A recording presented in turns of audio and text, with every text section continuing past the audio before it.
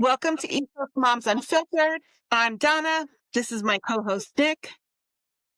Hi, thank you so much. I am Nick. So today we're sitting down with Erin. She is a married mom who is raising two high school students. She lives in the great state of New Jersey, just like Donna.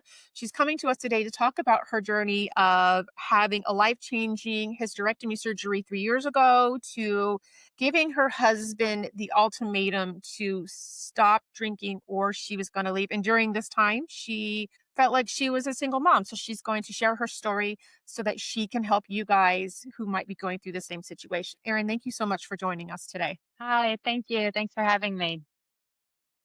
Okay, so when my kids were younger, they're high school now, but when they were younger, just like any new mom, having just the normal trouble of not sleeping and everything's on you.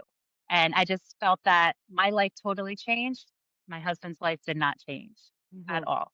It was kind of just on me and it was very difficult. So I used to call myself a single married mom because my kids are 20 months apart. So it was a lot to do on my own. Even though he was there, like people say, "Oh, but you have a husband." But he was working. He always worked.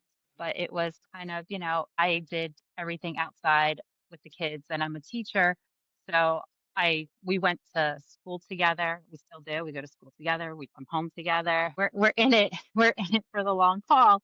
But when they were younger, he definitely was not there supporting me. He was a good father. He is now as the kids have gotten older. It's definitely he has a much better bond with them and things like that. It was difficult when they were younger, and I think a lot of moms, young moms with little ones, I think they can see that. I had a neighbor who had this very similar situation, and she's the one that told me, "You have to do whatever fits into your schedule, what Mhm. fits for you, what makes it right for you, what everything runs smoothly. If him not being a part of going out to the park, then that's okay. Just you have to go do it. Do what you have Yeah. to do." So that's what that was. So this is a great way for you to kind of, tell younger moms out there, um, maybe the pros and the cons and maybe the solutions, if there's any solutions that you came across that worked. Yeah, I think communication is that's a big one. You need to communicate with your partner what you need. I definitely that was on me. I don't think I didn't do that. I Mhm. wanted the control, which even now I see it like even with like doing the dishes. I'm like, no, you don't know how to do it right. I need to do it like stuff like that. So it was hard for me to give that control because I have these little babies and they're mine, and it was just like I don't want you to like, don't we have a routine and you're gonna ruin it or something. It was hard for me to let go of the controls. I know the communication on my end was very hard. I had postpartum depression and he came home one night and he saw me in the dark with this little baby in my hand, just crying and crying. And it's like, what do I do? And I was just like, I don't know. Just, I don't know what to do. He didn't know what to do. He ended up calling my mom and my mother-in-law just to come over and help because I do think part of it was on me too, just not communicating with him on what my needs were because Yeah. I just wanted to control everything. Was that baby number one? That was baby number one. Yes. And did you have postpartum with baby number two also? I did a little bit, not as much. I was already on Prozac. I love Prozac. I'm on it now. I'm very open book with that. Mhm. Prozac therapy. My therapist is it's a great thing for me. I highly recommend it. It worked. Prozac, it works for me. I have a therapist now that I talk to because I didn't realize until I was older hormonal changes that I went through. I had PMDD, did not know it till I was like 25, 30. So it's very hormonal for me. So I've learned how to manage that. And I bet you like more women have this, have these little problems. Hmm. And like you were saying before, you blame yourself, but there's probably different hormonal aspects that we could be doing or helping ourselves and we don't. And we just blame it on ourselves and take the hit and, go on with the day. Absolutely. I think my PMDD, it definitely started when I was much younger, but my mom didn't know. It was kind of like she's in her 70s and her attitude was kind of, she's a great mom, but her attitude is like, well, suck it up. We all go through it. We all get our period. Like, Yeah. Yeah. Yeah. You gotta move on with it, not realizing what the real effects of it were. I think a lot of it is also, I mean, I've known people who have had postpartum depression. It's almost like not embarrassing, but they're like, oh my gosh, I'm broken. Something's wrong with me. I'm a failure. And they don't want to talk Yeah. about it. And they don't want to tell their partners or husband, boyfriend, whomever it may be, because how are they going to look at you? How are they going to look at me? And I had a family member who went through that. And that's what she told me. She's like, I was embarrassed. But luckily for her, she had a really great doctor who, when she went back in for her 6 week checkup, picked up on it super fast and was like, no, I see this. This is what we're going to do. And told her, don't be afraid to talk about it. You might be embarrassed, but, without telling your partner, they can't help you. So I think it's a lot of it. I can't speak for you, but I just know that with her, she was embarrassed to talk about it because she was like, how is he going to think of me? And he didn't think any wrong of her. Yeah, I agree. I don't even know if I was embarrassed. I didn't know. Like, Hmm. if we really didn't talk about it, I don't think my mom really didn't talk about Hmm. postpartum with me until much later than she told me she had it with Okay. me. Then it was like, oh, okay. But I just think the talking of it, I think it was kept quiet. It wasn't as nobody talked about postpartum like we do now. I feel like now we Right. talk about it a lot more, which I think Yeah. is awesome, and we need to do that because I didn't know what was going on. I just knew I wanted control over these babies. Hmm. The first one, my daughter, but she was colicky, she cried. I didn't know what to do, but I don't want to ask for help because then I feel like a failure as a mom. Like you were Yeah. saying, like I'm like, well, I can do this on my own.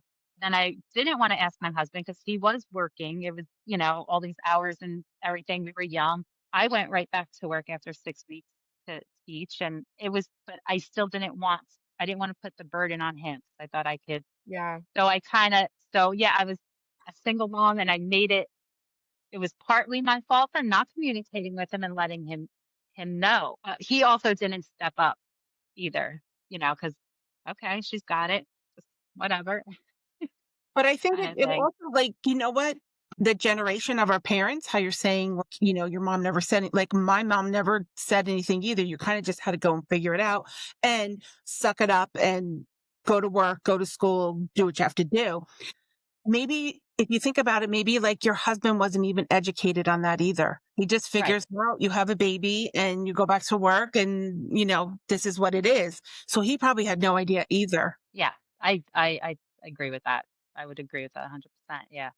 He didn't know. We're learning as we go. We're just Yeah. learning how to figure this out. all Yeah. all, all new parents are learning as they go. It's all one day at a time as a new parent. Even if you have experience, I had a lot of experience with little kids before I had my own, because I had a lot of relatives who had them, but it's still different when it's your own. It's like, oh, completely different. Okay, not what Yeah. I thought it was going to be. Absolutely. I remember that aha moment looking in the rearview mirror, seeing this little baby in the back and going, holy crap. Like I'm responsible for that now in the car. Like what is going on? Yeah, Yeah. right. Yeah. Make sure you have Yeah. everything for the baby. Yeah. And then we fast forward and now I'm 40 something getting ready to have a hysterectomy, which was another like, Huge. you know, huge.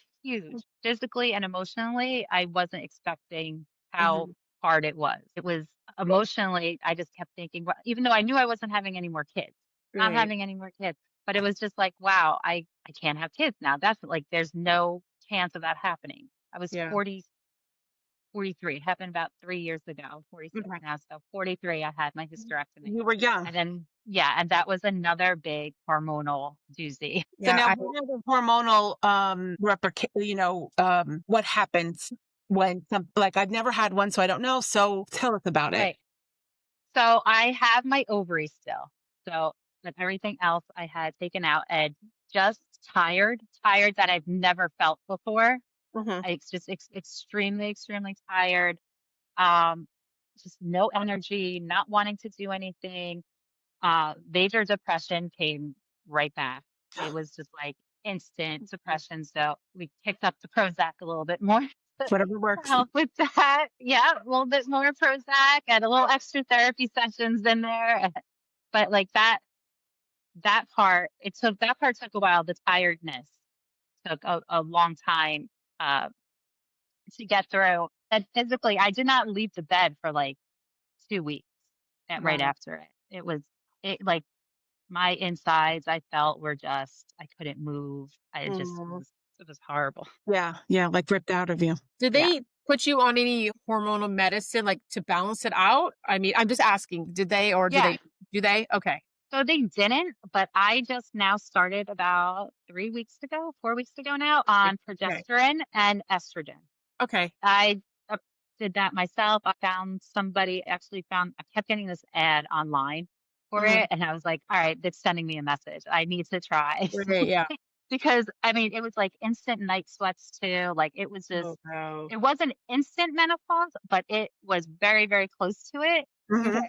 But as time is going on, the symptoms were getting worse. So Okay. I just went on the progesterone and estrogen.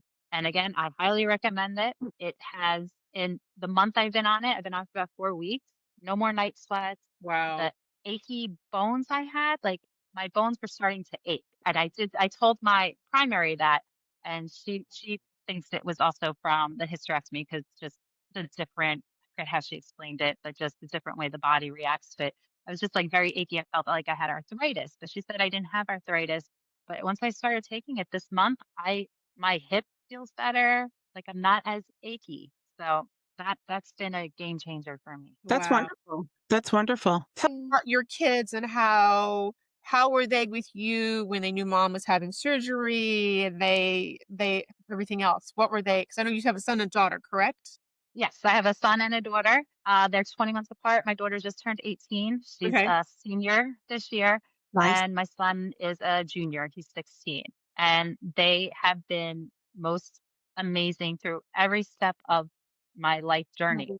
I'm truly lucky that I have them and that they are very caring when mom is feeling because I do feel bad. My depression and emotions going up and down, I know it has affected them, but they have been by my side and they help me and they check in on me. And I really, we can Mhm. still make jokes about it now and stuff. But and they know when it's coming, like they can see, like, oh, she's starting to maybe oh mom, you want to go for a walk? Let's go for a walk. Like Aw. they're very caring about that. They know my emotions. I never thought I would ever be able even to say like I have major depression. And that's something else like my mom still is just like, no, you don't. You're fine. You're fine. Like Right. again, I think it's that age gap. It's that Yeah, generation. yeah. Yeah, And it really like is. she doesn't believe in the seasonal depression. Like she's Oh, like, yeah. nope, not at all. That's not a thing. No, it is. I It have is. it. It I really know. is. It is. Yeah. Yeah. It's like, And yeah, I swear she has it too sometimes, but you can't say that because then she's like, nope, I'm good. She's I'm good. Italian? No, she's Irish, oh, but oh, okay. yeah, yeah, she's hardcore Irish, and she even said, growing up for her, she's like, no, everything is fine.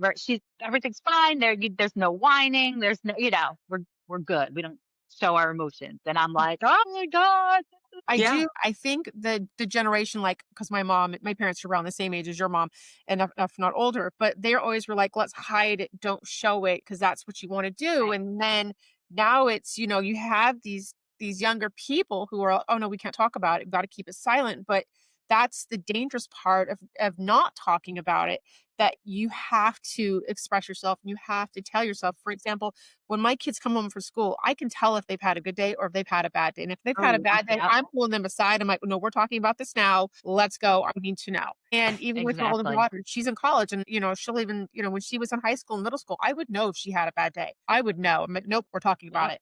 Because it's the healthiest way to go. Your kids have to learn to express themselves. And I think sadly there are so many out there who aren't allowed to express themselves, or Hmm. they're just afraid to because maybe the repercussions that they're going to get at home, like maybe they're going to be called a sissy, or if a young man wants to express himself but he can't because dad's like, oh, you're such a baby, you're such a sissy. But Yeah. in reality, they have to learn to express themselves. So I think it's great that we're getting people on here on the podcast like you to let people know it's okay to talk about it and it's okay to have this, and it's okay to, as you said, to be on medication because it's helping you and it's perfectly normal. And that's the things that people are also afraid of, how can I say that I'm on medicine or can I say this? It's Yeah. perfectly fine. It's perfectly fine and never be embarrassed by it. I totally agree with you 100%. And that's how I am with my kids too, Mm, every time. And I think also I'm a high school teacher and okay. seeing with my own students too, I'll pull them off to the side. I can Yeah. tell they're having a bad day, something happened. I'm just like, hey, let's talk about it. And I'm very much an open book when it comes to my depression. Mhm. I tell people all the time what I went through with it. I mean, I was not taking showers for a while. Like it took, I was Right. that depressed. Like I just couldn't Right. even, I was going to work. I was doing everything. Like I was able to mask it, but just like the simple things like taking a shower just felt so draining. Like, oh Mhm. my God, I have to do this. Yeah, But I do, depression. yeah. And I think talking about it more, it helps people because then they're like, oh, okay, so you went through it too, or you know how it is. And I think that because then more I've talked about it to people, they start telling me they're like, yeah, that happened to me too. And I went on this medicine or this. And I'm like, oh wow, I had no idea you even had that. You were even Right. had any of those problems. Wow. Can I ask you a question as a teacher? And if you Mhm. want, you're fine. If you don't, that's fine too. I have a special needs son, and he's 19 now. And a lot of, I guess, what was being taught to him in school and is that you have to fit in and that you Mm, have to, you don't want to look like an outcast, right, in front of other kids because the kids are just going to right. make fun of you. But when you think about it now, more and more kids, like even just going to therapy, like maybe getting pulled out of class to go to a therapy. Do you think now it's a little more acceptable for that kid to stand up and walk out of class and be like, okay, see you later, I'll be back, as opposed to maybe 10 years ago where it was like, where are they going? Why are they leaving? Am I explaining it correctly? Yes, and I have seen a change of that. The kids are more open about even what they're going through now. I Mhm. even noticed from like even it right now, like the seniors compared to my freshmen, like the seniors are still a little excuse me, a little bit, quieter about what's going on. They only Mhm. trust certain people. But I've noticed as sophomores, juniors, and freshmen, sophomores, and juniors, they're getting more open about it. I'm going to see the counselor by like, and they're ready. I'm emailing my counselor now, and they come to school and they tell us everything that they're on, that what they're going at, like 100%. It's probably, it's best that way. Um, I think so. and that makes them not feel like an outcast. Like, Hmm. hey, because we all have something going on. Yeah, exactly. Yeah, whether we Yep. want to admit it or not, right? Yeah. Yeah, no, very true. Can we go back to, okay, about you having your hysterectomy? Because I know there are people out there, young ladies out there who might be in their early 20s that are going to have to go through this or have gone through this. And they probably are thinking, okay, I'm a failure. I'm never going to be able to have children, or I failed as a woman. What would you say to these ladies that are going to be going through this or have gone through this? What encouragement, what would you say to them? You're definitely not a failure.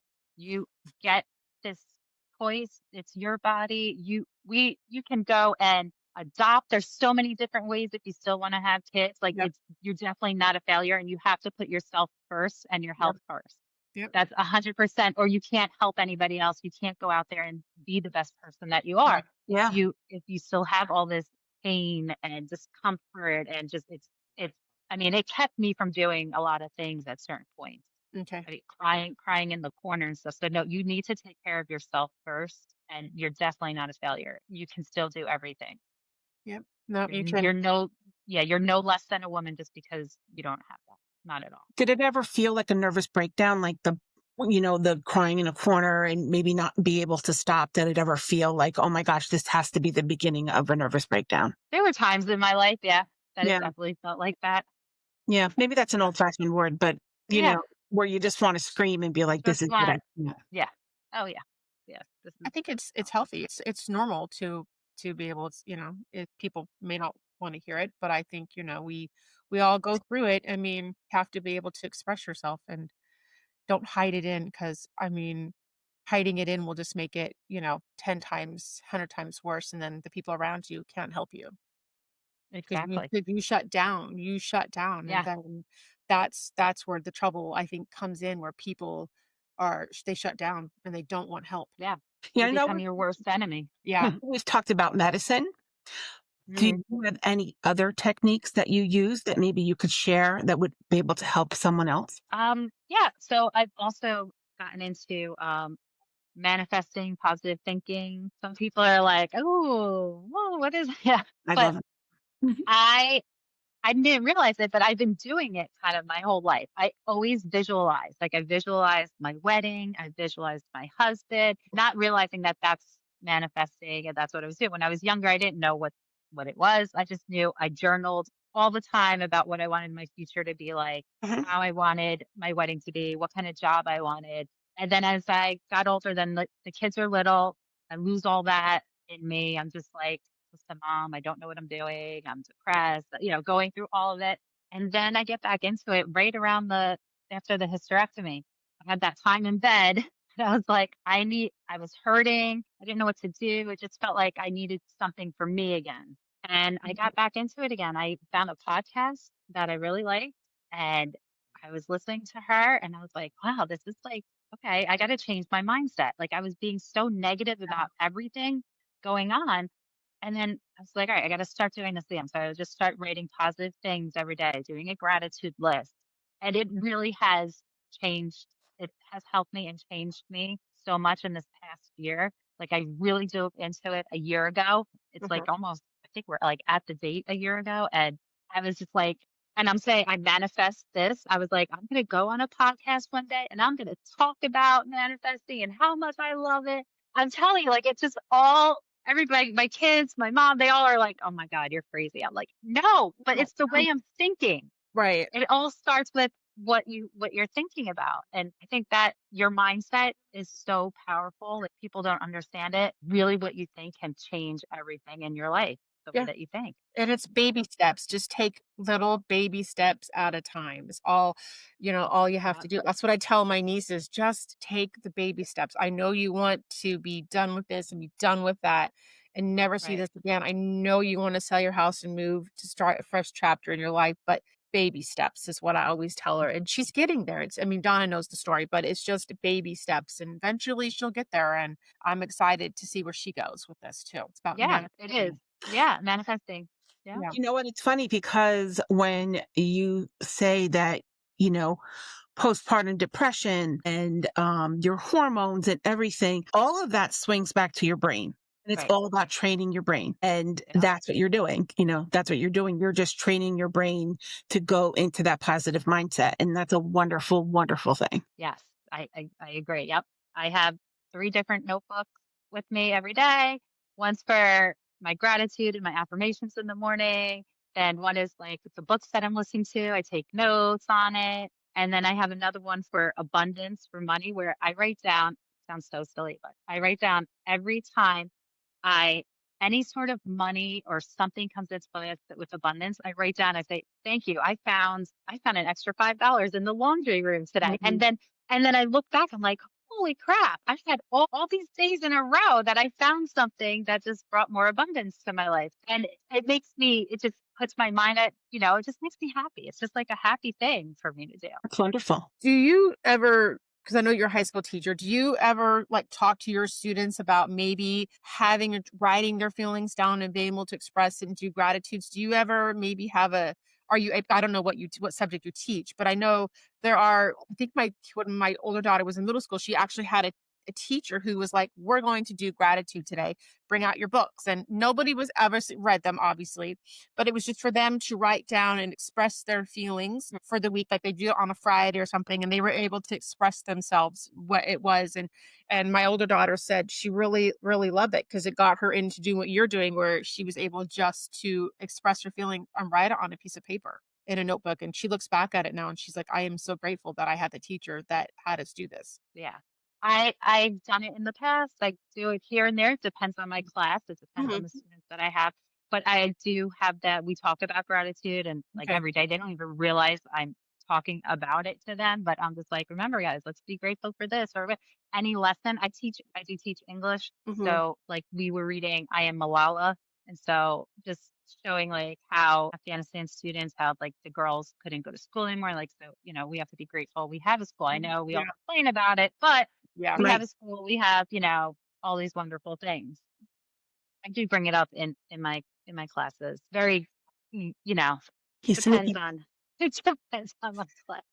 Yeah, I think that's amazing. I was just thinking about this. There's a teacher at my kids' high school, and I think it was before COVID. He was in a very terrible motorcycle accident. And now he's a quadriplegic, but he still teaches, and he tells the students, to be. He shows them the video. He has, he wants them to see where he was, what happened, and now where he is now, and to realize that he could have gone down, "Oh, pity party, feel bad for me," but he chose not Mm, to do that, and he's like, "My passion is teaching and helping students, and I'm gonna make myself better, and then I'm gonna get back into teaching." And even though he was obviously not teaching for, I think, like, a year and a half, because obviously he had to take care of himself, but all the students loved him. Even when he came back, they were so excited to see him, and they're like, "Oh, yeah, this is Mr." I'm not gonna say his name, and like, "Don't worry, Mr. So and so. If the school catches on fire, we'll get you out of the building," even though he's on the first floor now, obviously. But, or anything happens, we'll get you out. And it's all about how that teacher has, shown those students, yeah, I could have went down this road of pity party, feel bad for me. And I've met him. He's absolutely hysterical. Just, let's just be yeah, part. that's amazing. Yeah, he's an amazing. That's I love he's awesome. absolutely hysterical. I met him one time. He's like, "Are you so and so's mom?" I'm like, "Unfortunately." He's like, "I'm sorry." Oh, So I love that. Yeah. yeah, it's an amazing story. Wow. So do you have anything else to talk about? Any other stories, your children, life, that you Uh, would want to maybe just encourage people out there that would be listening to this? I just think just do what feels right to you. Mhm, Put yourself first. You need to take care of yourself so then you could take care of others. I love teaching. I mhm, absolutely love my job. I love teaching high school. It's a lot of fun. And I love this journey that I'm on right now, mhm, finding myself because my kids are leaving soon. My daughter's off to college next year. So I think that's going to be a new journey, a new step because my husband and I were talking the other day. We both looked at each other. We're like, this is it. Like, we're yeah, just, what are we gonna do next? Like, yeah, that's it. yeah, But yeah, that's gonna be the next journey for me. So I think that's why this whole positive thinking, manifesting all came about also because I have to find something for myself and I have totally dove right into it. I've joined book clubs, I've joined some writing clubs. I mean, I'm I'm really I love it. It has changed my view. It's changed my year. I have so many things on my vision board that came true that couldn't I didn't even know it would really work, but it really did. It was great. Good for you. Yeah. Good for you. Thanks. Emptiness syndrome is a real thing. mhm, Yeah. You know that you do suffer from depression, so at least you're like, you're on top of it. You're ready. Yeah, we might have to up Prozac again. Yeah, yeah, yeah. It is really a thing. My mother went through. Yeah. It's, so at least you're prepared. But you're preparing yourself and you have all the right tools and, you're ready for your next step or you're getting there. Yeah. yep. Yeah. And you've raised Totally. two amazing human beings, so they're gonna be perfect. They're always gonna come and check up on you. Like I have one in college now, and then my kids are basically they're every other year. I'm gonna lose one, and she graduated 24, and then next year one graduates, and then 28, and then Okay. 30. So they're like every other year. I'm like bam, bam, bam, bam, bam. It's gonna go fast, and I always tell people to soak it up. Like my neighbor, Mhm. her oldest is in sixth grade and her youngest, I think, is in second grade. And I told her, I was like, the minute your kids hit middle school is going to fly. I was like, so soak it up. And she's like, what do Yes. you mean? And I was like, well, elementary school, they're in there for what, kindergarten to fit, so 6 years. And I said, Yeah. well, that's really slow. I was like, then you have middle school, which is 3 years. I was like, then you have high school, which is 4 years. I'm like, I'm telling you, I'm like, it is going to fly. The next thing you know, they're going to be graduating, going into high school. The next thing you know, you're now buying all of that stuff. And when her son started middle school this year, she sent me this message. She goes, I had to take the week off. She was like, I was emotionally drained and I cried the whole time. I was like, oh, I didn't mean to make you cry. She's like, no. She's just like, it just made me sad that my baby's growing up. You're so right though. It was so true. Middle school is just like, whoop, Yeah, and then high school. it It's really so does. It fast. Yep. flies. I just like, "Oh my gosh, I can't So believe this." And I fast. just know that like my kids the other day were saying, they're like, "Mom, when my older daughter, when she graduates, my oldest son she'll be graduating college the same year that my older son will be graduating high school." I'm like, "Oh my gosh, I can't do this. I can't do this." And then it's like, but then she's gonna go on dental school, so I know she's gonna be in even longer. And I'm like, "No, no, no." Then my kids are talking about when they graduate high school and college, they want to leave the country and go work out of the country and go to school. Yes. But I'm like, oh my gosh. And yeah, it never ends. It never Yeah. ends. The stomach keeps getting knotted up the whole time because I'm just like, oh no. Yes. Watching Life 360. I'm like, where are they? Where are Yeah, they? yep. Yeah. And You then you're never like, stop okay. being a parent, that's for sure. You never Yeah, stop being a never. parent. Yeah. So Never. I'll make a story. I have an autistic son who's 19, and he got a new phone a couple of months ago, and I forgot to update the Life 360. So I said to him last weekend, I said, "Oh, you know what? I need your phone. Have to update the Life 360." What are you talking about? I'm like, "Well, I need to know where you are. Why do you need to know where I am?" I'm like, I can "I see him need saying to know that. Right. where you are." Like, you Right. don't understand. Right. I can see him Yes. saying that. Yeah. I was like, Yeah. why ignore me? Why? Yeah, but that's all, it's just a part of being a parent and us navigating life, right? Right. Yeah. And we know what we all did without Life 360. So I Yeah, need Life 360 for them because I know what I was doing. And I'm like, Right. oh, wait. exactly. And now I have my mom on it too. So it's like, what do they call it? They call us the sandwich generation, right? Because we still have kids. They're not quite adults yet. And then we have our parents that are Mhm. Yeah, you're need kind that suddenly need us. So it's like we're yeah. the sandwich Like you're generation. parenting the parent, you're parenting your kids. You're like, okay. Yes. Yeah, Yes. yeah. Right. So I Yeah. Wow. mean, yeah, I And can. it's a lot. It's a lot for anybody Yeah.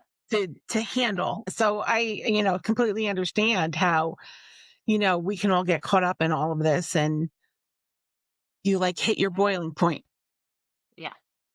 for sure. Yeah. Yeah, I mean, I don't have Life 360, but my older girls, they have iPhones and they actually wanted to share their location with me. I know people find it weird. They're like, "Why are you tracking your kids?" I'm like, "I didn't ask them to. They wanted to share their Hmm. location with me." I'm like, "I didn't ask for it because I trust my kids." I said at the same time, with my older daughter being 5 hours away, I do like it for, when I get those alert phone calls from the college saying we've shut down the Right. campus, so we're on lockdown. I was Yeah. like, I can go, okay, where is she? And then she'll Yeah. automatically text me, say, Mom, I'm fine. I mean, she doesn't live on campus now, but still, nonetheless, it's a good thing to have. Hmm. And again, so if Yeah. anybody's watching, you don't have to have it, but if your children want you to know where it is, it's a good thing to have. And I share mine Yeah. with my kids so that they know where I'm at because they want it. They're like, Mom, you're here. Get this for Yeah. us quick. I'm like, Yeah. Yeah. they're I like, need yeah. Yes. They're like, you're at Starbucks. No, honey, I'm shopping at Safeway. Yeah, but there's a Starbucks in there. It doesn't mean Yeah. ask for that. Right. Right. Yeah. Well, that's how I got Life 360 because I was gonna I didn't want it. I was like, I don't need to know where you guys are. You'll be fine. And then my son, because he rides dirt bikes and quads and our back, he got tired of me calling him to find out, are you okay? Where are you in the back in the Mhm. woods? Like, because I didn't grow up like that. My husband grew up in the woods and riding dirt Okay. bikes. So like, he's fine. But I would be calling him and calling, be like, where are you? How far away from the house are you on the dirt bike? Are you coming back soon? So he said, give me your phone. He goes, here's Life 360. Now you see where I am. If I don't move for more than 15 minutes, then call me.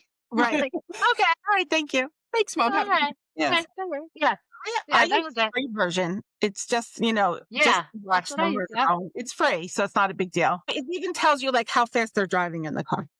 No. Oh, that's a funny one, actually. That's yeah, no, I know my children would be done with if I caught them speeding. Mhm. I think it's my youngest one that's going to give me the mild heart attack. She knows he's my wild child. I'm like, Lord help us all. Yeah. Got to get through this one. If I can make it through him, I deserve a gold star if I can survive him. What was he? He's 13. He's 13 and pushing every single button that I possibly Mhm. can have. And I'm like, and I always joke with him. I'm like, do remember, you do have dual citizenship. I will send you to go live with your grandmother. He's like, Yeah. fine, send me. I'm like, she doesn't have Wi-Fi. She doesn't have this. Sometimes the power works. What do you want? Never mind. I'm like, guess what I thought? He's like, fine, sorry. I'm like, guess what I thought? Oh That's my God. great. Well, we loved having you on. Yeah. Absolutely. And Yeah. thank you for sharing, being open and honest with us about your story. And like we always say, if we can touch one person, Yeah. we did our job. Yep, exactly. So we love you. Thank you so very much for Thank coming you. in Thank you and so much. You guys are awesome. I love it. thank Thank you. you.